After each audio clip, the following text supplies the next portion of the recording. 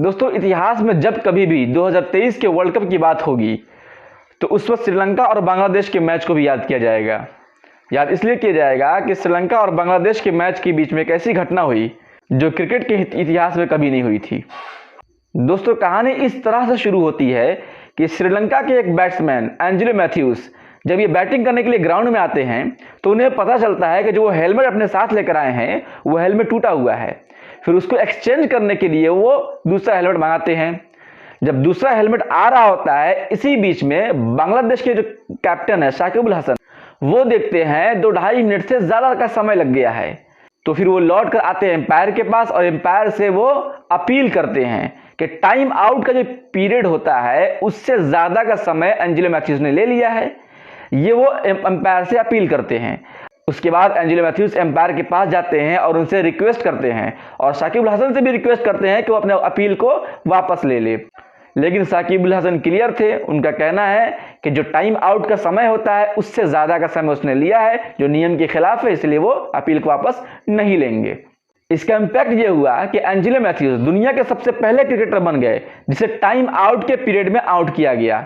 और दोस्तों जब बात इस तरह की होती है तो जाहिर सी बात है लोगों का तो 2 हिस्सों में बंटना तय होता है। यहां भी ऐसा ही हुआ, लोग 2 हिस्सों में बंट गए और दोनों के अपने अपने सोच और अपने अपने विचार आने शुरू हो गए। कुछ लोगों का यह मानना है कि शाकिब अल हसन ने जो अंपायर से अपील किया वो नियम के तहत किया और नियम के तहत जो काम हुआ वो सही है। और कुछ लोग ये कह रहे हैं कि ये क्रिकेटिंग स्पिरिट के खिलाफ है, क्योंकि क्रिकेट के फील्ड में इस तरह कई बार देखा गया है, कई बार बैट्समैन जब बैटिंग करते हैं तो उनके जूते का लेस खुल जाता है तो अदर टीम या खुद उसी टीम के दूसरे प्लेयर आते हैं उस जूते के लेस को बांधते हैं या वो खुद बांधते हैं। तो ऐसा कई बार देखा गया है, कभी कभी इस तरह की चीजें हो जाती है। इसलिए कुछ लोगों का मानना यह है कि नहीं ये चीज सही नहीं हुआ, ये क्रिकेटिंग स्पिरिट के खिलाफ है। उनका हेलमेट टूटा हुआ था तो उनको मौका दिया जाना चाहिए था। टाइम आउट भले ही थोड़ा समय आगे पीछे हो गया है, ये बहस अपनी जगह पर है, लेकिन थोड़ा सा उनको इस चीज का ख्याल करना चाहिए। वहीं कुछ लोग ये कहते हैं कि नहीं शाकिब अल हसन कुछ गलत नहीं किया, क्योंकि अभी मैच उस मोड़ पर आ पहुंची है कि जहां करो या मरो की स्थिति पैदा हो गई है। एक तरफ बांग्लादेश है, दूसरी तरफ श्रीलंका है और दोनों उस मोड़ पर है कि अगर बांग्लादेश हार जाती है तो बहुत हद तक मुमकिन है कि वो इस टूर्नामेंट से बाहर हो जाएगी। वहीं श्रीलंका के लिए भी यही चीज है, अगर श्रीलंका हार जाती है तो उनके लिए भी यही चीज है कि वो इस टूर्नामेंट से बाहर हो जाएगी। अब ऐसी कंडीशन में अगर शाकिब अल हसन नियम के तहत अपील करते हैं तो ये गलत तो नहीं होना चाहिए।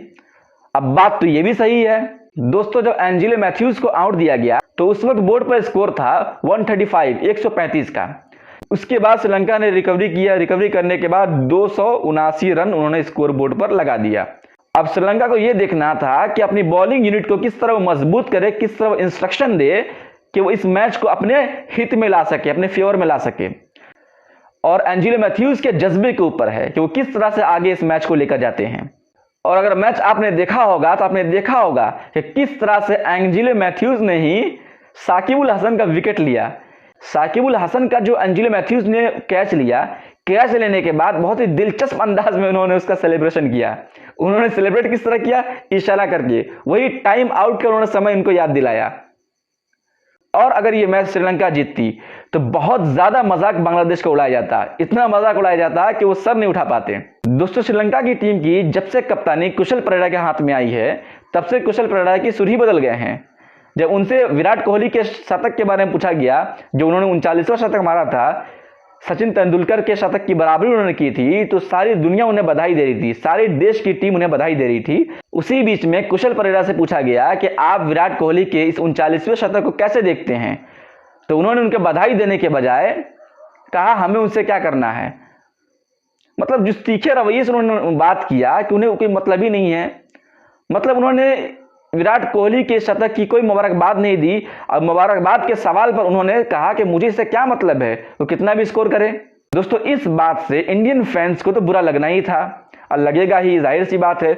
विराट कोहली 39वां शतक मार रहे हो, भारत की एक जबरदस्त युवा खिलाड़ी हैं, उनकी इतनी बड़ी फैन फॉलोइंग है, पूरे देश उन्हें चाहता है और आज वो इस मोड़ पर पहुंचे हैं तो सारा देश खुश है उनसे, तो जाहिर सी बात है बुरा तो इंडियन फैन को लगेगा ही।